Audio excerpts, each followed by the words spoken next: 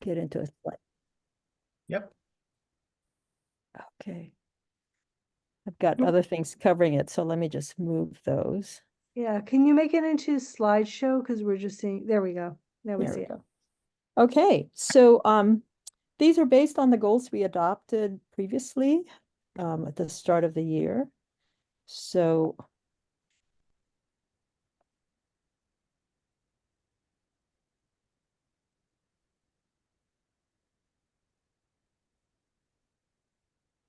all right, so we have 4 basic goals. The first one is anti-displacement and low-income housing.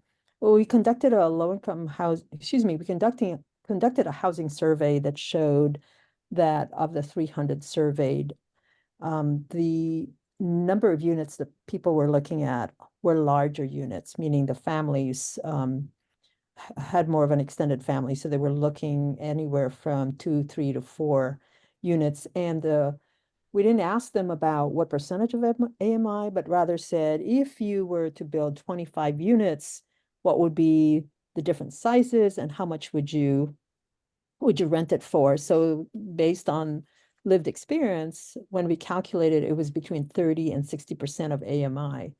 And so from that survey, we went into our second goal, which is we partnered with Seattle Chinatown International District Public Development Authority to develop what is called a vision. There is a property across the North Beacon Hill a light rail station. It's called Red Apple. And in the beginning, when we partnered, we had the Red Apple co-owner of the grocery store in our steering committee. And we said, if we were to acquire that property, or if somebody was to acquire that property, what would be the combination of housing, low, below market cultural spaces, below market business spaces?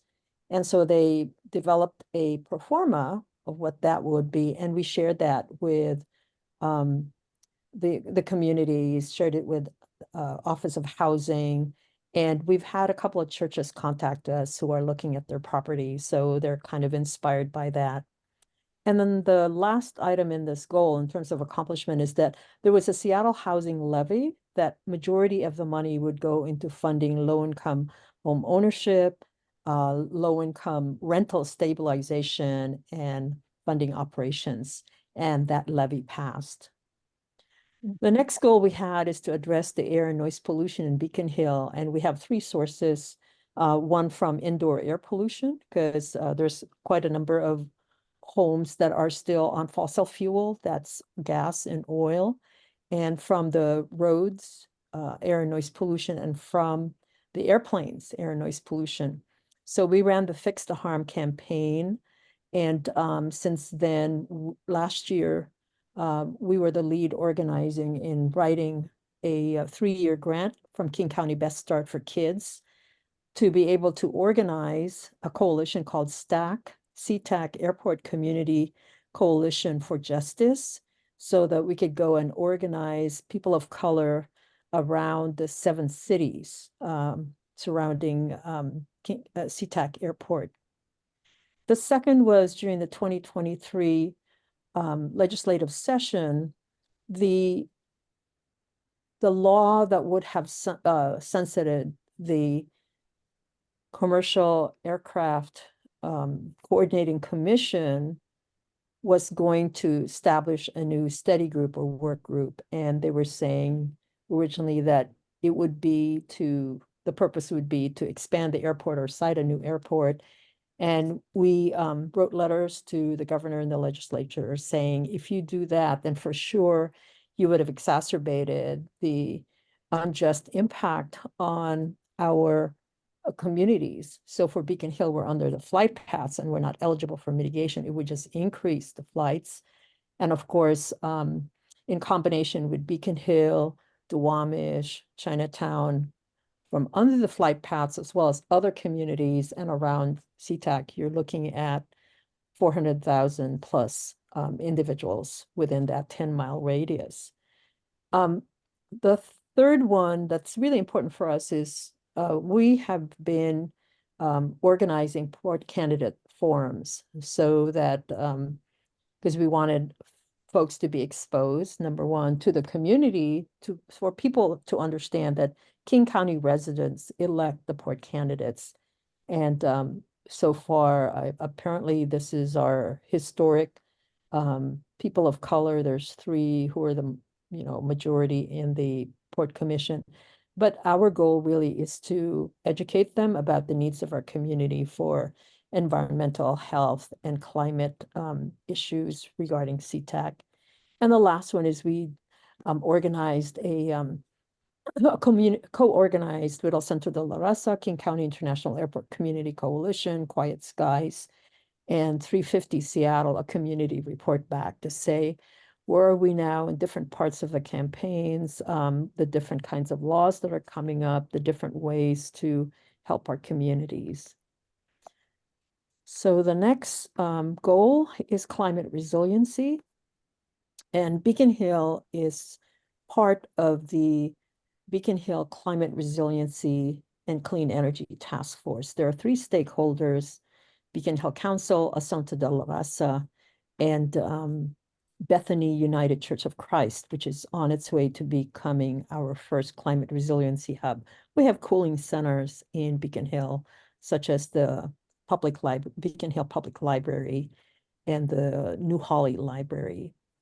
The second item is that we pursued City of Seattle environmental justice funding to start planning resiliency hubs, and identified 10 to 12 in the neighborhood and engaged them to say, we have neighbors who may need to go to another facility when there's a climate event like heat and loss of power. Would you be willing to participate and help plan the network? So lots of learnings from that. And there was also what we call a crib, climate resiliency in your home and backyard planning. We have a small contract that we let out, and there's going to be a zine so that it's approachable for young people that will be produced. One for the winter, which should be disseminated, but the end of February, I believe, and then one for the summer that's going to be disseminated around April for the Earth Day month. The third item is that we influenced the Seattle Tree Protection Ordinance to state its goals to increase housing, tree equity, and climate resiliency. The community needs more protections for its trees. Beacon Hill is a tree desert and also has been identified in terms of heat islands in the national analysis, as well, together with Chinatown and with Duwamish. And also, we wanted a footing for climate resiliency in the tree protection ordinance. We were not as successful in establishing a study group that would be headed up as agreed by the Green New Deal Oversight Board, as well as co-chaired by the Urban Forestry Commission. So that did not make it. The last item 4 is keeping trees. So we co-wrote a grant with Seattle Parks Acquisition to purchase Brick Pit, and the ETA for that is March 2024. Noji Gardens, our local communities in the South End, they raised the issue that 100 trees will be cut because of development, and have been working with the SDOT, Seattle Department of Transportation, because supposedly cutting the trees would provide an egress out of the development property. So the director recommended an environmental assessment, and that's in the works. To the north of Beacon Hill, we have a strong set of neighbors, about 50 of them, who are trying to purchase one block of trees on 17th and Walker. So these are the initiatives. We're waiting to see if City of Seattle would be able to partner with us to submit the application. We had completed the neighborhood portion part, and I think what's happening is their workload is quite onerous. They lost a lot of staff during COVID. And the fifth one is in the 2023 legislative session in Olympia. We were able to influence the funding for energy conversion and energy assistance to include outreach in language, cross-cultural and language competent outreach, economic inclusion, meaning to develop jobs from that, and electrical upgrade, which was not on the radar of folks. The experience in Beacon Hill is that the oil and gas heating is mostly in older homes, and their electrical setup is not always able to handle clean energy or fuel pumps. We have a very special goal of renaming Jefferson Golf Course to honor Bill Wright Jr., who broke the glass ceiling in terms of a national championship. He's a very an African American, and because of his efforts, there are many partners in the mainstream golfing community, as well as our local Redbeard Golf Shop and many other communities that are pursuing this. And the goal is to, this is going to be the 2.5 years. So the goal is by October to actually get this done. So in terms of our 2024 goals, we'd like to continue the same. And then we want to add voter registration because Beacon Hill is one of the lowest turnouts in terms of voting. And this is a very special year. And we want to increase meeting attendance. Our meeting attendance, we have quite a number of people showing up based on interest. So it depends on what's being presented during the meetings. So with that, I'm going to take this down and see if there's any questions. We're going to have a fuller write-up on the Beacon Hill page. Any questions, please? And if not, I'm going to turn it back to Deirdre. Thank you. All right, thank you, Maria. Looking, if there's no questions, we'll proceed to the next agenda item. We have our presenters from the Washington State Department of Ecology and the Beacon Hill Air Monitoring Partnership. Go ahead. Thank you, Deirdre. Thank you to Chair Batiola. Thank you, council members. Thank you, community members, for having us here tonight. My colleagues and I are thrilled to be here and super happy to be entering into this discussion with all of you. I am not a regular attendee of these meetings. This is my first one, I will admit. I live in Tacoma. So I don't know how much this group knows about sort of the basis of how this came about, but there was a law that was passed called the Climate Commitment Act, and I'll just cover this at a very high level, and stop me, Maria, or anybody else if this is, well-known information.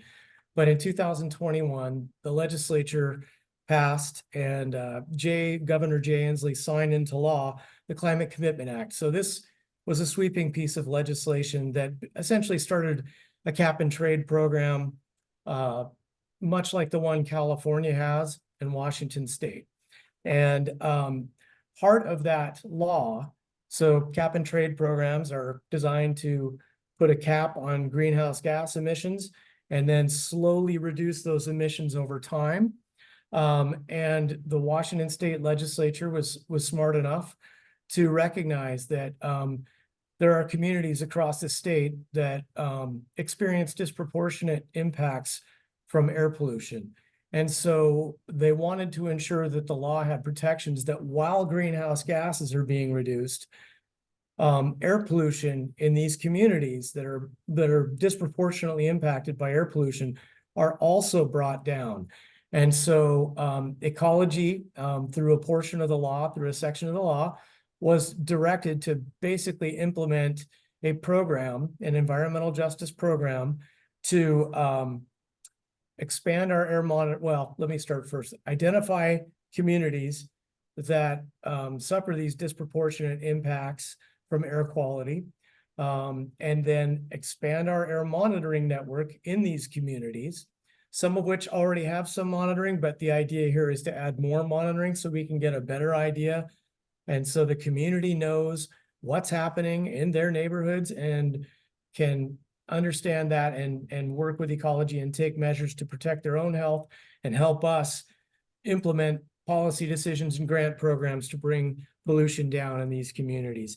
So the Climate Commitment Act directs us to do several other things to get to those pollution reductions, but one of the big first pieces was to identify communities. So we identified 16 statewide, and South Seattle, which includes most of the Beacon Hill neighborhood. And I was scouting around the Beacon Hill Council website and found a map of the Beacon Hill neighborhood and kind of compared that with our South Seattle community that we identified, and they line up pretty well. It covers most of the Beacon Hill neighborhood. So this is an excellent partnership for us to be, here talking to you folks, hear your air quality concerns, talk about, getting some additional air monitoring into your community.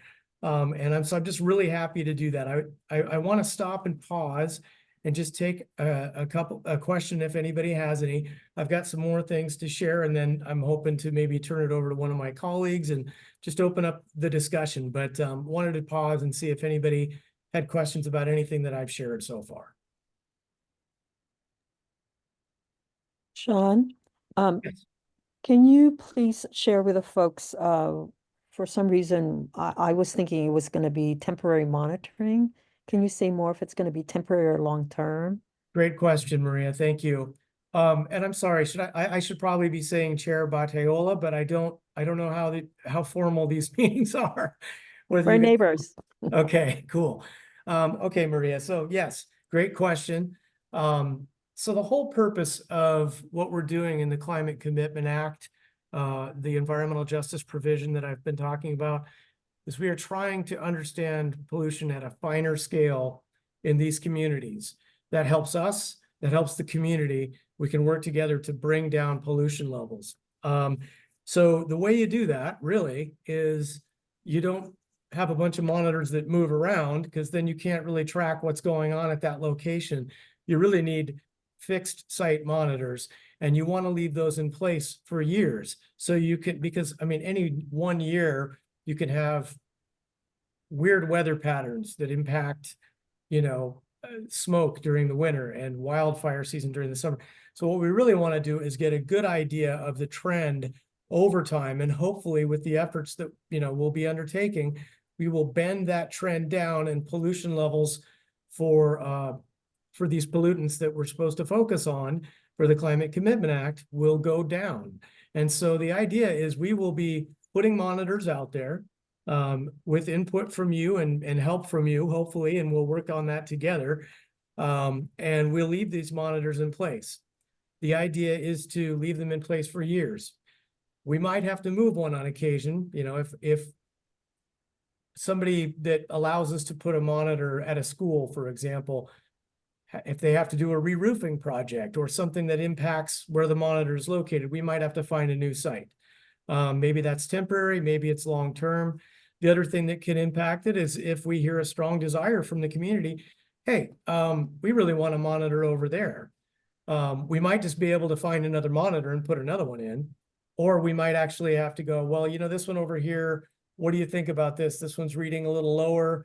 We're not getting, readings on this. Should we move this one? And then we move that one. So that's kind of the long answer, but the short answer is these monitors are meant to be in place for a number of years, because, air quality conditions change over time. And what we want to see is, how are the strategies working to reduce pollution? Is it effective?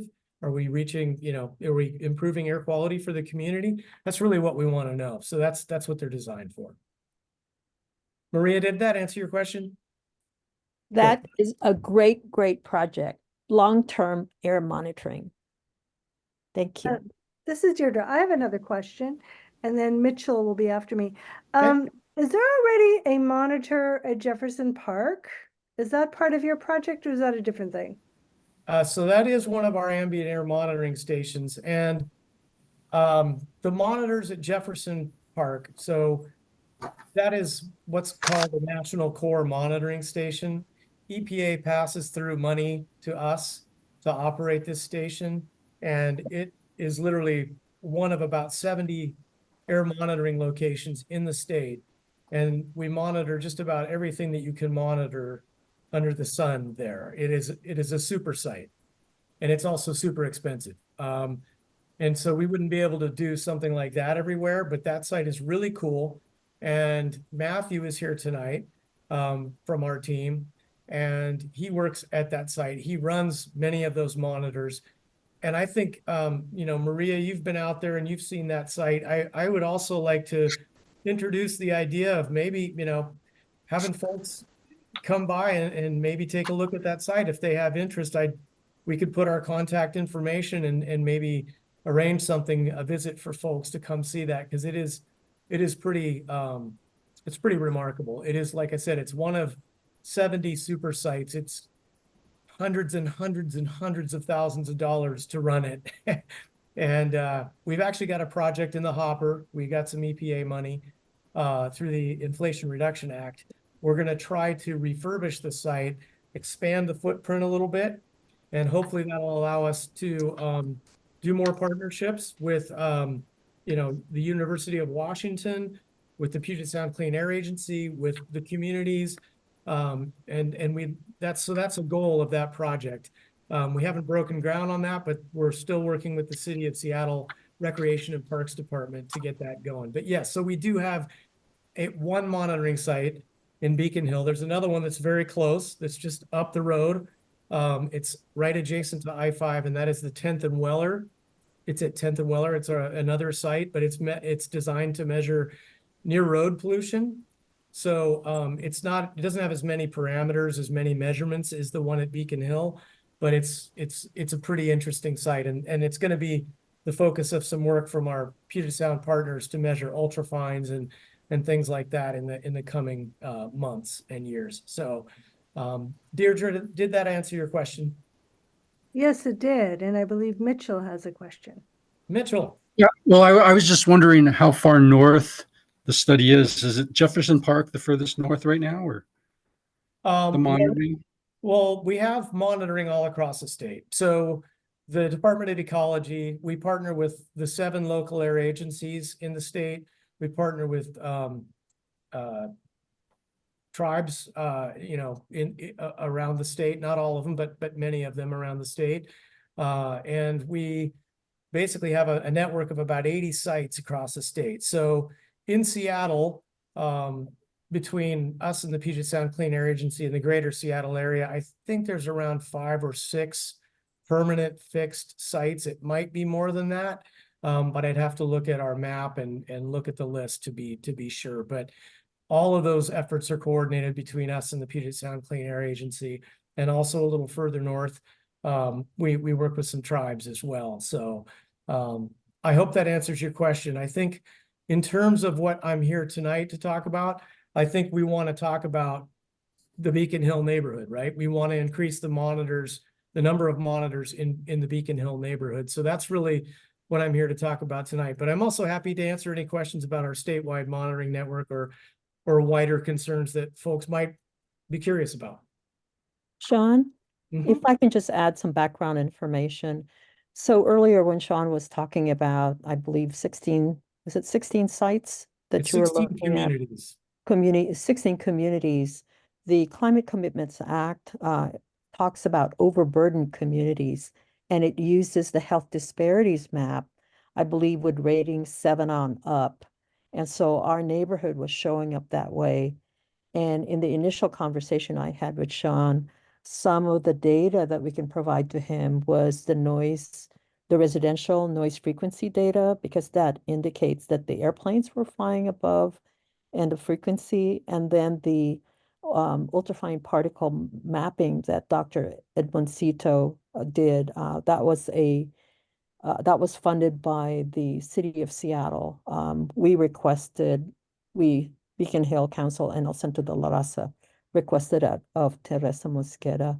So we have, I would say, preliminary information. And of course, part of why they're here is to see if our neighbors are also interested in, let's say they live in a hot spot and they want to also participate, so they can say, take a look at this. So it's going to be a community informed as well as a science informed partnership. Yeah, thank you, Maria. Important points. One thing I do want to mention about the Climate Commitment Act, it is pretty specific to ecology about what we're supposed to monitor. It tells us to monitor for criteria air pollutants. Criteria air pollutants is an EPA wonky term for 6 common air pollutants that are found around the United States. And they're generated from things like industrial processes, vehicles, combustion, and they form also secondary things like ozone and stuff like that. So there are 6 of them. So I'm going to throw those in the chat because I think it's probably a bit much to go through all of them. But I will say that in Washington State, and I would say that this is not inconsistent with what we know about some of the Seattle neighborhoods and maybe from Beacon Hill from our air monitoring site there. We know that PM 2.5, which is fine particles, that's one of the criteria pollutants that EPA defines. And it's one of the ones we're supposed to look at under the Climate Commitment Act. And that is one that we have problems with around the state. So I don't know, again, I don't know how much this group knows, so forgive me if I'm explaining things that you already know, but when you see wildfire smoke during the summer, that's fine particle pollution. During the winter, when folks that may have wood as a primary source of heat in their home, and they light a wood stove or pellet stove or a chimney, they burn wood to heat their home. The smoke coming out of that chimney is also fine particle pollution. And so that would be one of the key focus areas for us. We've also heard Maria mention that there might be some concerns in the community about lead. That is one of the criteria pollutants. And so, we're very curious to hear your thoughts on that, hear your concerns, where you think those, where you're most concerned about those issues are. And we might even monitor for something like larger particles, which is PM10. I should be very clear, though, that what the Climate Commitment Act directs us to do and provides funding for us to do is these 6 pollutants, of which, particulate matter is actually broken into 2, PM10 and PM2.5. So there's really 7 in my mind. So what isn't a part of that? I know this community has concerns about ultrafines associated with combustion from, the airport traffic, the airplane traffic from vehicles. So, that's not part of this initiative. I will say that, though, there's emergent science out there, right, that it says that ultrafines are a concern, and they may be more of a health concern. I think the science is coming along on that. I think eventually EPA is going to probably define a health-based standard for that, but they haven't done so yet. But nevertheless, we recognize that that's out there, and the legislature has recognized this too, and they gave $400,000 to the Puget Sound Clean Air Agency to install a couple of ultrafine particulate monitors. They're expensive. They're about $160,000 a pop to get accurate measurements because it's an emerging science and these things are hard to measure. One of those sites is going to be, they're going to put the monitor in our monitoring site at 10th and Weller. So that's just north of the Beacon Hill district. So I know folks may have concerns about that, so I thought I'd mention it. I think our focus for what we're interested in and talking about and getting help with is these criteria pollutants, because that's what we're directed and funded to do. I'm happy to take questions, but I want to find my cheat sheet here so I can throw those 6 criteria pollutants into the chat.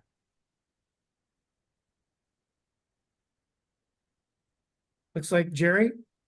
I was wondering, are we talking about how many sites and how far they have to be apart to be accurate? And how many monitoring sites, like Jefferson is a super site, and do you have like smaller sites along Beacon Hill?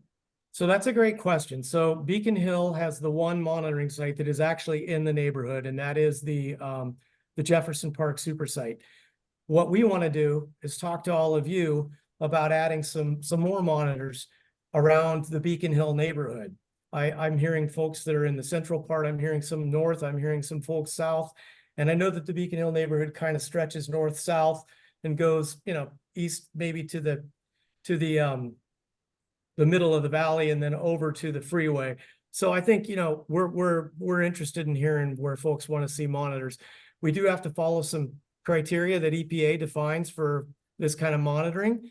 But I think we can do that. And what we really want to do is focus on where people live, work, and play, because that's where they get exposed, right?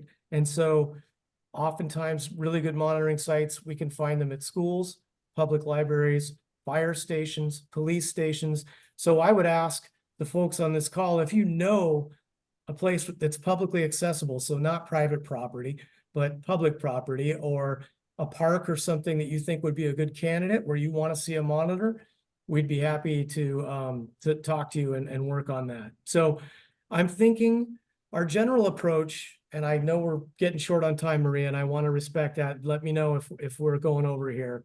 But our general approach is to have a regulatory site that has EPA-approved monitors that can be used to determine compliance with federal standards and all of these things. And we've got that in our Beacon Hill monitoring site.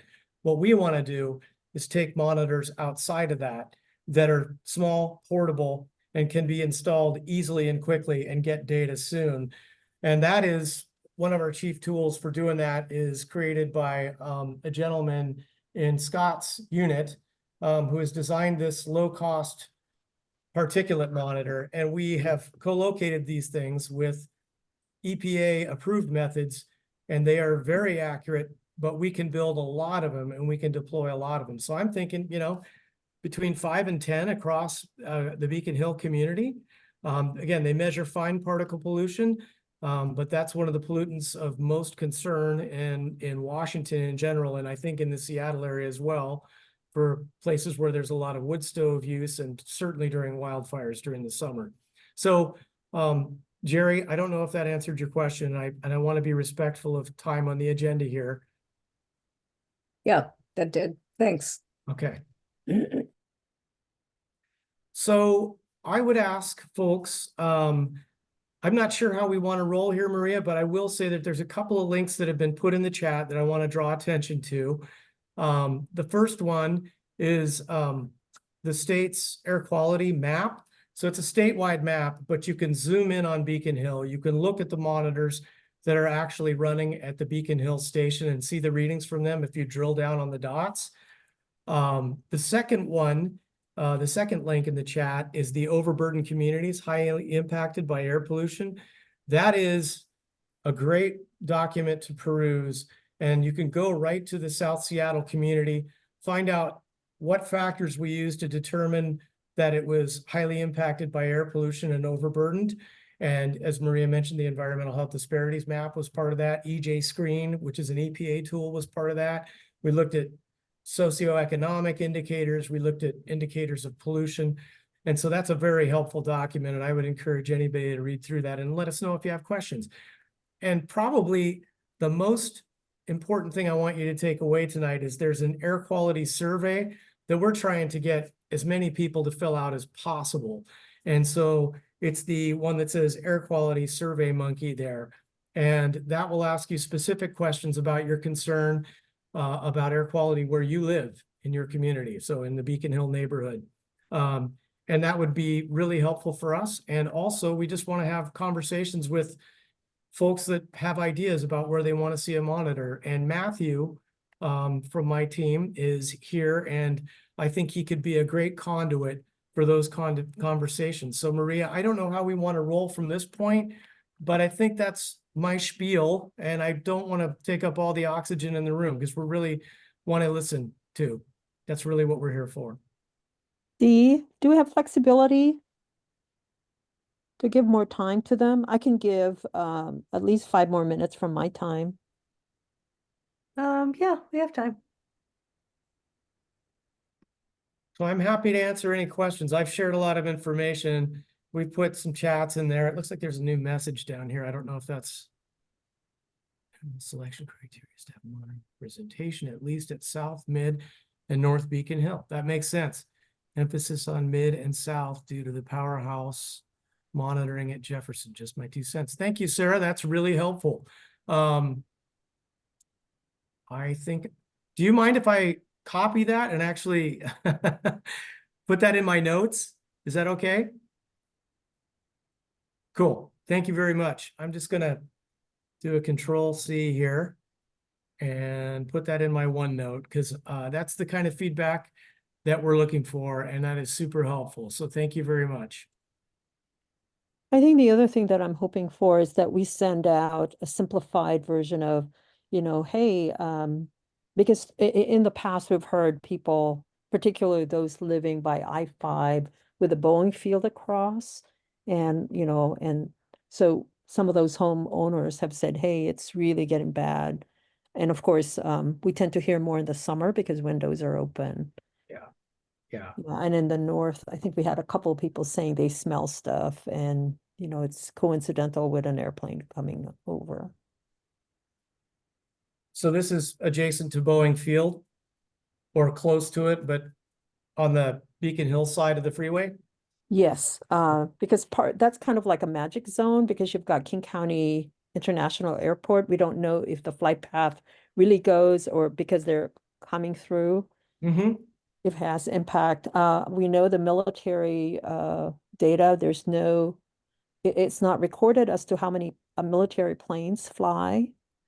And when there's a purchase of Boeing aircraft by military, it's not recorded.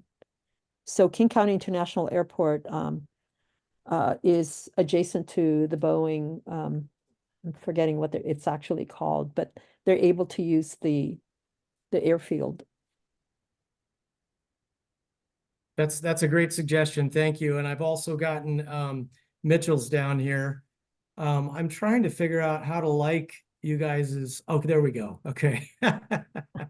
Forgive I'm not very familiar with Zoom. We use Teams at Ecology, so it's like when I try to figure out how to do an emoji reaction and like people's input, it gets a little bit. I'm just not very good at it. Let's put it that way. I'm going to send you Dr. Cito's ultrafine particle study because it also identifies PM 2.5 in it. Yes. And he said to us, you probably need to pay attention to this. And the way the flight paths, they do go over the schools. So that would be important. This is really wonderful. Thank you, everyone who's sharing this. And Maria, this is super helpful. This is exactly the kind of thing that we need to know and we want to know and we want to work with you guys on. So this is perfect. So there's quite a number of comments in the chat. So Cleveland High School is actually one that some of our air monitoring experts. So one of the people that's not here tonight is our air monitoring coordinator. She's got a couple of little ones at home, so I didn't ask her to come to this meeting, but she has been looking at sites and thought that the Grover Cleveland Elementary would be, and I don't know if it's Grover Cleveland, so excuse me if I got the name wrong, but the Cleveland High School. Cleveland High School looked like a great location. So that is really good to hear that folks think that would be a good location. Oh, yes, I keep meaning to put the 6 pollutants in the chat. I've got it handy. Just forgive me for a minute while I just go to my document and pull this up. And I will be, and I don't know, Abby, if you have anything to add, or Scott or Matthew, while I'm looking for this, I've got it. Here we go.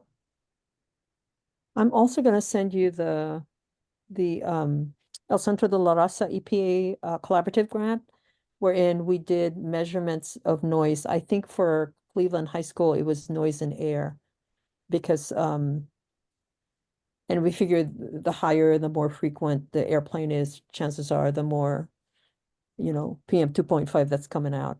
Yeah. I think I've got every comment so far. Oh, wow. You guys are great. This is excellent. This is exactly what we were hoping for. This is excellent feedback. Thank you so much. And Did you want me to jump in with maybe just a short snippet on coming attractions? yes, please do. Okay. Okay, I'll be really quick. So this data gathering, this information gathering, this story gathering mode that we're in right now is being done to lead to something, and that's working together with you over the long run to improve air quality in, your community and the communities across the state, and with tribal nations that we're working with as well.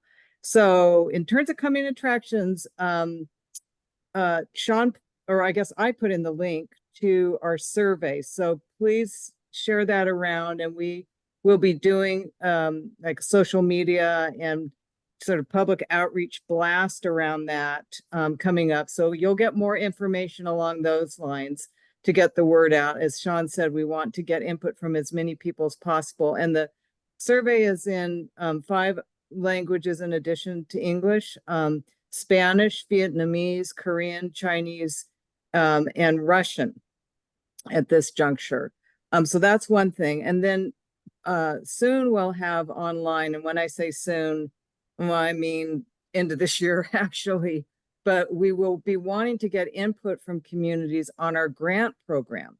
So we have $10 million in grants to be able to work with communities to mitigate these problems as we're identifying the sources of the problems and what to do about them, and working again with the organizations like yours and many more across communities and local clean air agencies, public health agencies, and other partners to address this issue. And then eventually we will be in the process of rulemaking and actually strengthening some of the laws and standards around air quality in service to communities. And early this year, going into summer and fall, there's a scoping process. So we'll be interested in doing listening sessions with you and others across the 16 overburdened communities to get your voice as well as others' voices at the table for the rulemaking process. So those are some highlights on coming attractions. And the website, that our overburdened communities website, is a good one to just bookmark because it's updated very regularly with new initiatives and information as it comes about. So please keep that in mind as well. I'm furiously gathering comments from the chat here and making sure that I've got everything collected here. Abby, is the link the Overburdened Communities, Washington State Department of Ecology? Is that the Yeah. one you're in? Yes, yeah. And so like at the top of that link, Maria, you can see that we've got there's a link to the survey right there. Also, we just completed a report which has some I think powerful data showing, for example, that mortality as a result of the disproportionate impacts of air is higher in BIPOC communities and frontline communities. So that report is a valuable document just recently out this December. Things like that are continue to be updated there. So Maria, I'm thinking I also will put together an email for you with all these links in it, and then maybe you could share that also, just to make it easy for folks to have one email where it's all contained in one place. Would that be a good thing? That'd be great. And probably, I haven't talked with our board yet, but probably part of our outreach would be to get a simple article in the South Emerald so that our neighbors know, because our reach is limited. We have 500 on our mailing list, but Beacon Hill is 40,000. Yeah. So Abby, there's a question I think that's probably better for you to answer. It's how long will the survey be open? And would you be interested in making hard copy versions available at community events? Yeah, yes, we would be, and we do have the survey in hard copy again in the various languages, translated and available. And the survey remains open as there's no set close on that. It's as we go through this community engagement process that we're really at the beginning of, we will be promoting the survey. At any point in time, we can download the results of surveys. And so we've actually already done that for Spokane County, where we were in November, and produced pulled the survey results together to give to that local clean air agency as they work with our Department of Ecology to site monitors there, with that input coming in from communities in their monitor siting. So the survey is really a rolling tool for our use and for the community's use. Two-way street there. So I want to mention to folks that we're going to take this input that we've already got, and I think we can probably start working on getting monitors out there over the next couple of months, but we're not done collecting information. And we want to hear from you. So I'm going to drop my contact in the chat. Maria's also got my email address, but Matthew, Scott, Abby, do you want to drop your emails in the chat too? Would that be helpful?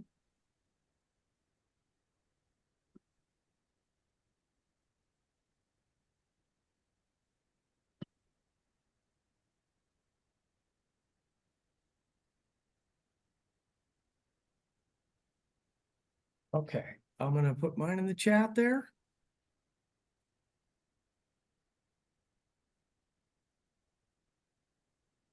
And Maria, once again, after the meeting's done, I'll send you all this information as well. Yeah, I want to call to your attention, Betty Jean Williamson, who's the chair of Beacon Arts. They have a lot of summer events, both music and also on the Beacon Hill Council side, we table Fix the Harm campaign, which is the air pollution from aircraft, so we can easily put your materials with our tables. And that runs through the summer. We do in language. There's Vietnamese, Chinese, and I believe there's a Somali one that is later in the year in November, health fair, but we can get the word out. So if we start getting monitors out, Maria, do I just want to let you know if something goes in and you can share it? Because I would like a community to know, hey, we heard you. We've got a monitor going in at this location. Here's where you can access the data, and call us with questions about, if you have concerns or questions about the data or what it means, we're happy to answer that. If we know the answer, if we don't, we'll get you connected with somebody who does. Yeah, I mean, that'll work, and then we'll work it inside. Who's gonna take the lead in doing the communications? That'd be great. Okay. Oh, quick question, Sean. I understand there's some kind of lead measurement that was going on. Well, lead is one of the criteria pollutants, so it's part of this work. Oh, Most I got a link to a report or a data set from the state. I was just wondering if you were working on that or somebody else. Sounds like somebody else. You got it in email, not in the chat here then. Yeah, I'll work it offline.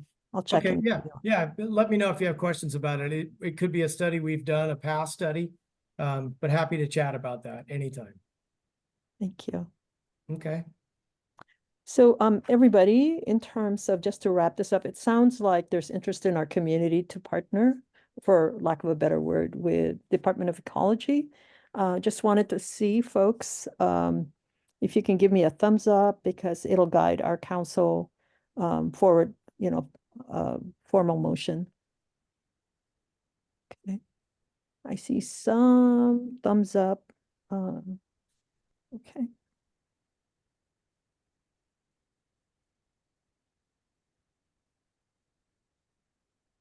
All right. And I think you got thumbs up from everybody here at Ecology, so. Well, we're not counting you guys. I wouldn't don't figure you count would, but me. I had to say You'll be the partner. it. Okay, thanks so much, everybody. Hey, thank you for having us. This was a real pleasure. Thank you. Nice to meet everybody. Enjoy the rest of your evening. Thank you so much. Thanks for working outside the 9 to 5 or 9 to Yeah. 6. Happy to do it. Thanks, Maria. You're welcome.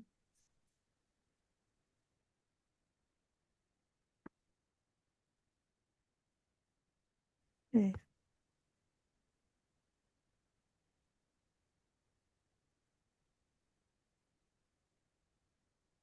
Next on our list, on our agenda, we have a new partnership with the Seattle Tree Equity Plan. Maria, you want to talk about that? Yeah, this is kind of interesting. The city of Seattle just hired a Lauren Ergeson, who's going to be leading community-led tree planning. So apparently, the Office of Sustainability and Environment, which is where she's based, it's one of the mayor's offices on policy. They applied for a U.S. forestry grant and received $12 million. And that grant actually was looking at climate impacted places, in particular heat islands. So in the city of Seattle, the 3 identified areas are Beacon Hill, the Duwamish, and Chinatown International District. And Lauren, we had a meeting when she was trying to figure out how to reach into our community as well as Chinatown, because I also volunteer there, to engage individuals who would be interested in, or excuse me, organizations who would be interested in having a community-led tree planting session. Apparently the first year, that's going to be what they're going to do. I also asked her if they could do a pollution study, because as you know, in relation to trees, because the trees allow that flexibility, but the grant was limited to the climate impact. So I wanted to bring it to the community to say, is this something that you think we should engage in? It looks like a positive programmatic planning that could result in actual implementation, hopefully of adding trees to Beacon Hill. So do you have any questions? She's very new. She's only been in the job for about 2 months. And so she's already beginning this process. And we talked about during Earth Month in April for the Office of Sustainability and Environment to do a more robust presentation with regards to what the program's going to be, along with climate resiliency hub programs and clean energy fuel. Sarah? Just a quick comment. I was so pleased to see that today, Maria. I think that leadership out of the Office of Sustainability, as opposed to the individual departments, it just was like so pleased to see that, because that office is very close to the mayor. And so from that standpoint alone, and also to get involved with what she's doing to make sure that people are motivated, I'm right with you, and really encourage us to join up when we can and get some visibility to the issue. So thank you. Yeah, I also want to add that part of her job is to coordinate across some ridiculous number, like I can't even remember if it's 8 or 14 departments that each one has a hand in management of trees or sharing trees to be planted, along that continuum. So I think she might be very good in harmonizing the programs that are being delivered, so that it's not a right hand, left hand, uh, situation wherein there's some problems being caused. Anybody else who might like to comment on this?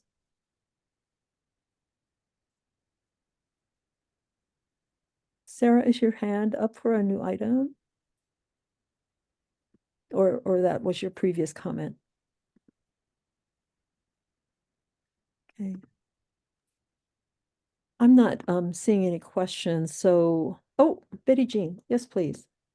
I would like to know what is actually being offered through this grant for our community beyond a request for volunteers.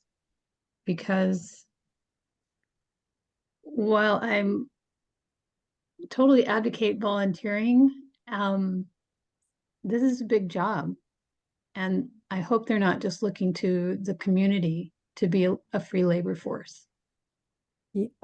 They're not, Good. I sent an email out to the groups within Beacon Hill that are engaged in trees, be it taking care of it or advocating for it. And I think uh, we're focusing on organizational participation in the planning process. The planning process will bear out what's a strategy where intervention is needed in terms of needing more trees, or maybe the trees are dying and it needs a different kind of configuration. And I think that's where the distribution of funds is going to come around. But I got excited by this because it's a structural approach that we haven't seen before, frankly. You know, we have just been running to help trees that are to help save trees, where our neighbors are lifting up the issue. So I have not seen a unified intentional planning process. Right. Well, and one place in particular that I would like to lobby for trees is along the Chief South Trail. And I know they couldn't be large trees under the power lines there, but to have shade for that walkway would be really beautiful. I'm also looking at the chat. Let's see, how does her work with the city council's work on tree ordinance? Roberta, Lauren is a senior policy advisor within the Office of Sustainability in the section for trees. And so her work might eventually, the money has already been accepted by the city, so the council has to vote it in to accept it. So that's been done. And I think what's going to happen is they're going to develop the plan, and I'm not sure if it's going to be submitted to the council because it's an implementation plan that is separate and different than the Seattle Tree Protection Ordinance, which last year we spent a lot of time working on to improve. Is that helpful, Roberta? Yeah, somewhat. I mean, it would just seem to be kind of counterproductive. She's out there trying to put more trees in, and we've got a city council that's not doing things to protect the tree canopy that we have. So hopefully there will be some overlap in how these two bodies or parties are going to work towards creating and maintaining our tree canopy. Boy, that's the $1 million question, isn't it? Yeah, I mean, you know, we've got the city who's in some ways is the worst violator. When they did the work along Beacon Avenue, for example, to put in the new ADA ramps, they took out trees, and the city didn't even replace the trees that they removed. So it's not encouraging.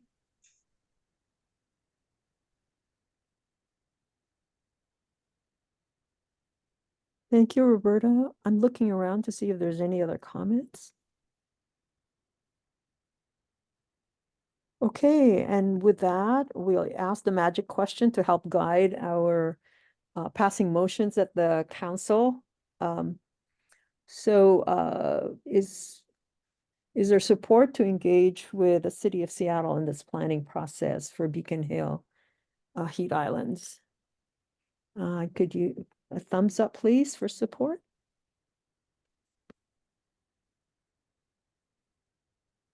I'm looking around. Ooh, fist bump for some of you. Okay. Ellen, I know you're on the phone. And Amelia. Oh, Ellen, any, you can't do a thumbs up and so forth. Do you want to do a verbal? Fine, thank you. Okay. All right, everybody. Looks like majority thumbs up. So we'll bring it up at the council meeting after this community meeting and engage in that partnership. Okay. Thank you, Deirdre. Back to you. All right. Oh, we need to just mention, I'm not sure if Maria mentioned it before, but just in case. We're gonna switch things up this year for 2024, and to avoid fatigue, and I think many of us do lots of Zoom meetings all day, we have decided to do community meetings on every other month. So February, April, June, and so forth. There will be a council meeting every month just to track the projects we're working on and make sure we're what am I trying to say? Make sure projects are moving forward. We also wanted to try to return to some in-person meetings, maybe hybrid meetings. We're talking about how to make that happen because although everyone wants hybrid meetings can be tricky because they require lots of certain equipment and technology that we currently don't have. So we just wanted to let you know that we do want to move to some in-person meetings eventually. We based this on a survey that we took in December, just to ask you all what it was that you wanted in terms of meetings from us. There wasn't a lot of preference if it was monthly or every other month, so we went with every other month. Are there any questions or comments? Oh, okay. I just want to thank Kalia for conducting the survey. We had 50 folks who participated, and that kind of helped us at least eliminate the choices that are not good by given the feedback. So that was helpful. Kalia, you have any comments? You're celebrating over there? Yeah, no comments from me really. Yeah, if anyone hasn't, you can check your emails for the survey if you didn't get a chance to fill it out. We're always looking to get some more feedback. And there's also options or space at the end to just have open comments as well. So, and it's all anonymous as well too. So if you have some things you want to share. Yeah. Are those questions or are those? Yeah, okay. Are they for me or just in general? General, I put it in the chat, but since you're spacing out the community meetings more, how would you like people to communicate questions or concerns between meetings? Email. Or if we know each other, just call. I mean, we're Yeah, pretty but good. can you put You can also leave appropriate comments. email in the chat, perhaps? You can also leave comments on the social media posts that you see. Those get checked every day, pretty much.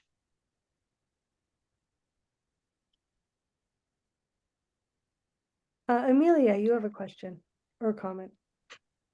Hi, sorry.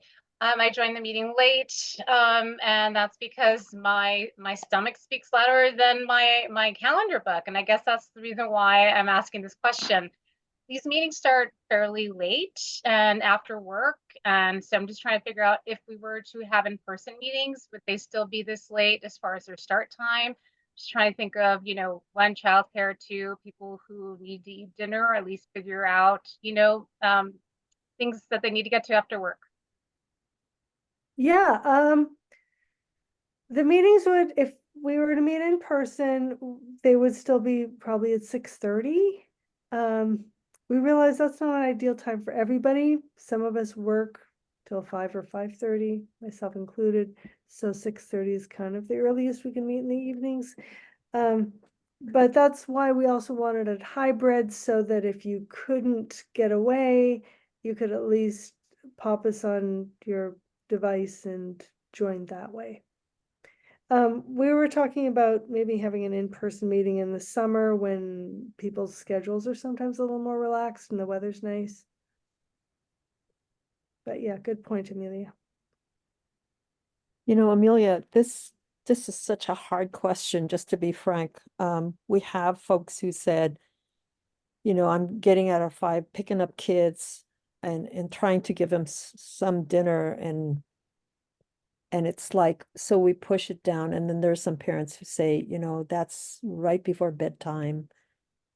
We struggle, and we just sort of found this as a sweet spot, and I don't know, I don't know how to, we don't know how to balance. So we're trying it. If there are any other ideas, so maybe in the summer we can think about. The other thing is we want to play more, like, you know, on some of those community meetings, can we have some food, get to know each other, hang out a little bit more, have some music, and still do the business. You know, does that mean it may be a Saturday or Sunday afternoon? We don't know. So we're starting with a very basic thing of, we're getting exhausted of having the council meeting. We meet regularly, technically every month. The even months is where we're going to have the community in the beginning, and then the council after. There's a lot of issues. It takes a lot of research to figure things out, and a lot of navigation, if it's the city or the state or the county. So this will help us have a little bit of breathing room.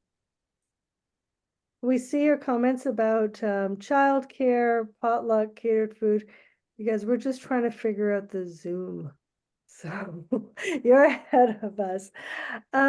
It's a work in progress. If you have ideas about how we could partner and get childcare, if you have ideas about, you know, would you want to do it potluck? Would you want shared food? We can work towards making that happen.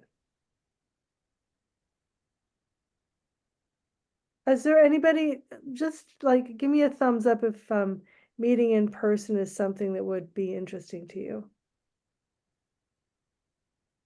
Okay, there's a few of you, yeah, okay.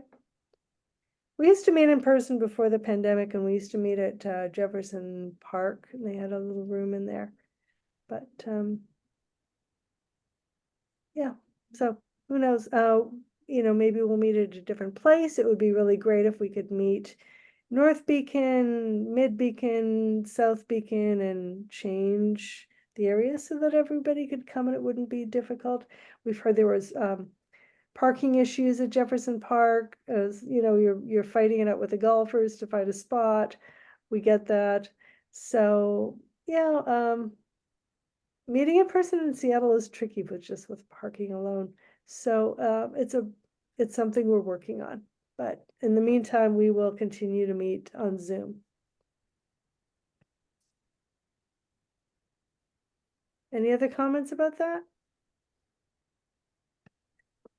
Okay, I think, are there any more announcements or appreciations anybody wants to share? Betty Jean, what's going on with Beacon Arts? Anything you want to share?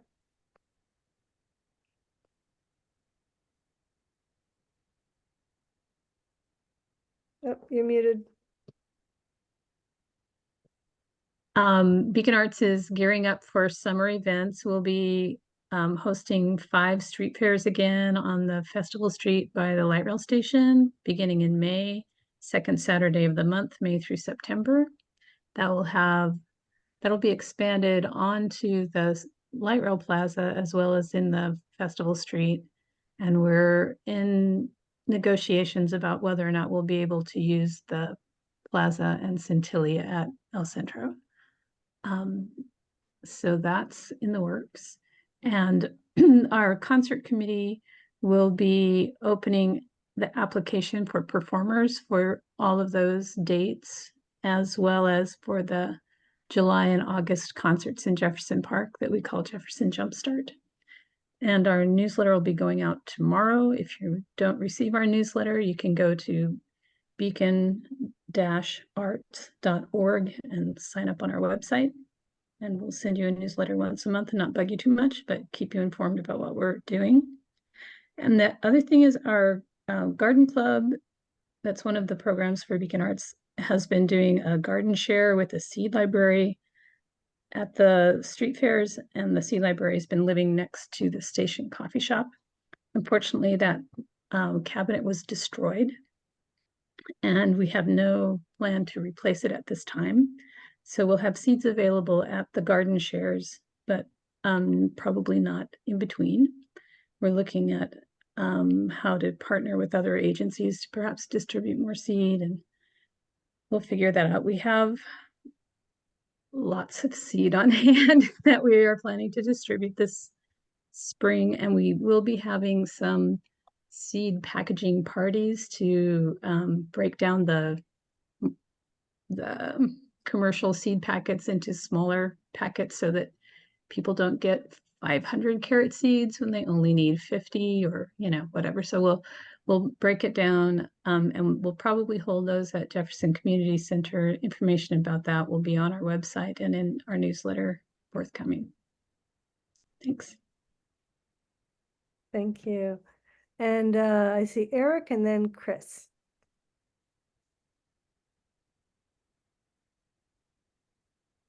Hi, everyone. So I haven't come in a while. I'm Eric, the head of the French American School of Puget Sound. We purchased a city block on 2203 23rd Avenue. So initially, when we came first, we shared with you that we were about to use the entire city block to build our permanent home for hosting all our students. But we decided to scale down this project. So we'll build the phase 1 and it's going to be the opening is supposed to be on the September 2026. And our students that will be moving there will be grade 4 through grade 8. So we'll be having about 200-ish students to start with. And all the other students will remain on Mercer Island. One thing that I wanted you to know is that the current building that is sitting there, which is called the Payne Building, will have to be demolished. We tried all our best to keep it, but it wasn't possible, unfortunately. Because we had some break-ins issues lately, we asked if we could demolish it sooner rather than later, because it is a liability. We got the permit for that, so we should be able to demolish it probably in the coming months. So I don't know if you have any questions on that.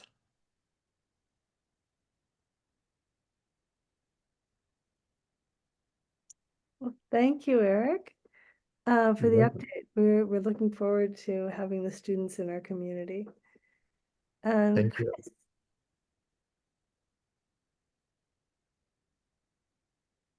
Yes, sorry, I didn't hear if you called on me. Hopefully you did. I just wanted to thank you for letting me into your meeting, and I didn't thumbs up because I didn't think it was my part to vote, so I didn't want anybody to think that I was voting against all of your great initiatives.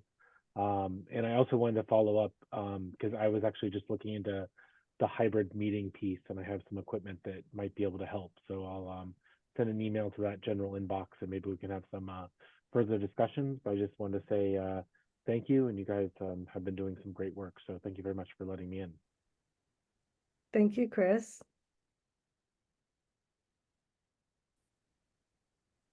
Any other last words or additional announcements before we log off? All right, well, our meeting adjourns at 7:56. So thank you everyone for coming. We will see you again in April on the first Tuesday of that month. Have a good night, everybody. Thanks, everybody. Bye. Bye, Rita. Thank you, everyone.